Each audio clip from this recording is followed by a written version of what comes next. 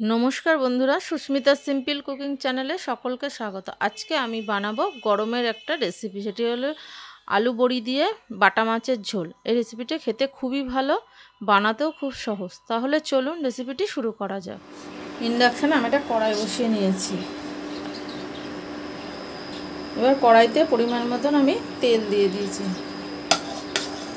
তেলটাকে ভালো করে গরম করে নেব। তেলটা আমার গরম হয়ে গেছে। আমি ছোট ছোট বাটা মাছ পরিষ্কার করে ধুয়ে নুন হলুদ মাখিয়ে নিয়েছি। মাছগুলোকে এবার আমি ভেজে নেব।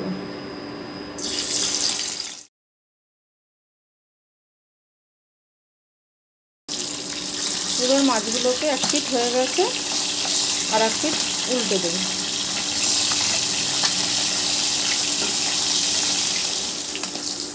মাছগুলো আমার ভাজা হয়ে গেছে। এবার আমি তেল থেকে মাছগুলোকে উঠিয়ে নেব। এইভাবে যেই মাছগুলো আছে ওইগুলোও আমি ভেজে নেব। মাছগুলো আমার হয়ে গেছে, এগুলোকেও এবার আমি তেল থেকে তুলে নেব।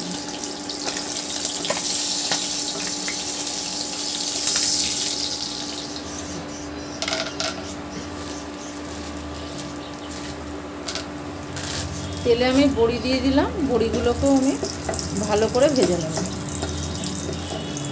বড়িগুলো আমার ভাজা হয়ে গেছে। সরু সরু করে আলু আমি কেটে দিয়ে নুন হলুদ মাখিয়ে রেখেছি। নুন হলুদ মাখিয়ে রাখলে তাড়াতাড়ি ভাজা হয়ে যাবে। আলুগুলোকে ভালো করে ভেজে নিয়েছি। তেল থেকে আলুগুলোকেও আমি তুলে নেব। এবার ছোট ছোট টুকরো করে ফুলকপিটা ভালো করে গরম জলে ধুয়ে নিয়েছি, নুন হলুদ মাখিয়ে নিয়েছি। সেটাকেও আমি ভালো করে ভেজে নেব। এপিট ওপিট করে ফুলকপিগুলোকে আমি ভালো করে ভেজে নিয়েছি। ফুলকপিগুলোকেও তেল থেকে আমি তুলে নেব। এই তেলের মধ্যে আমি কালো জিরে ফোড়ন দিব। আদা আর দুটো কাঁচা লঙ্কা আমি মিক্সিতে পেস্ট করে নিয়েছি, সেটা দিয়ে দিলাম। পরিমাণ মতো নুন দিলাম, 1 চামচ হলুদের গুঁড়ো, 1/2 চামচের অল্প একটু লাল লঙ্কার গুঁড়ো, 1 চামচ জিরের গুঁড়ো দিয়ে মশলাটাকে আমি একটু নেড়ে দিলাম। আর একটা টমেটো আমি মিক্সিতে পেস্ট করে নিয়েছিলাম, সেটাও দিয়ে দিলাম।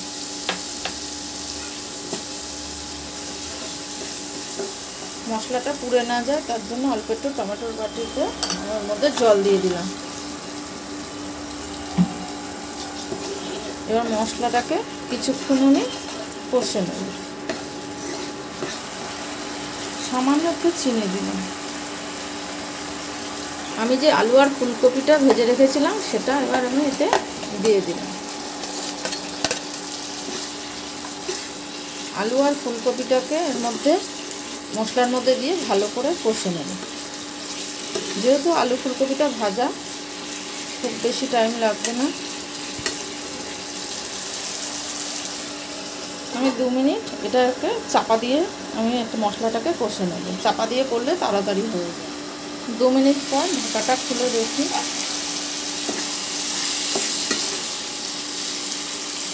মশলাটা আমার কষানো হয়ে গেছে।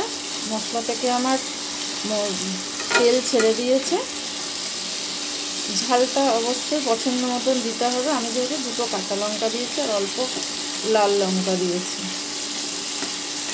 ভালো করে আমি মশলাটাকে কষে নিয়েছি।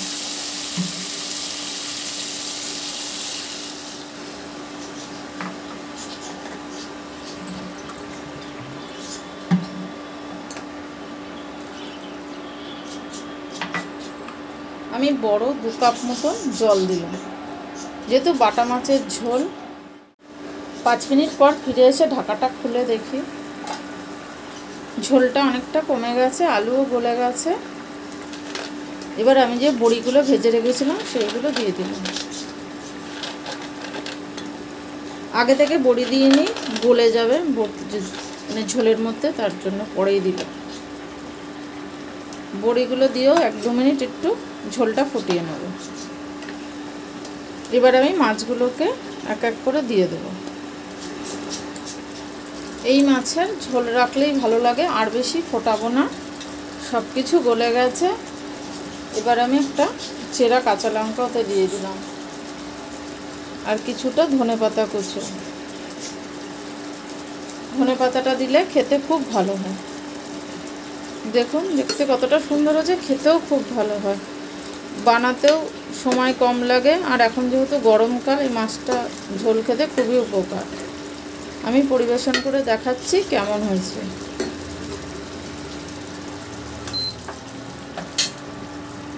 অফ করে এটাকে 2 মিনিট চাপা দিয়ে এর মধ্যে রেখে দেব। এই ছিল আজকের রেসিপি। ভালো লাগলে অবশ্যই সাবস্ক্রাইব করার অনুরোধ রইল। পাশে থাকা বেল নোটিফিকেশানটা অন করে দেবেন। আমি কোনো নতুন ভিডিও আপলোড করে সবার প্রথমে আপনাদের কাছে পৌঁছে যাবে। আবারও দেখা হচ্ছে নতুন কোনো ভিডিও নিয়ে। ভালো থাকবেন, সুস্থ থাকবেন। ধন্যবাদ।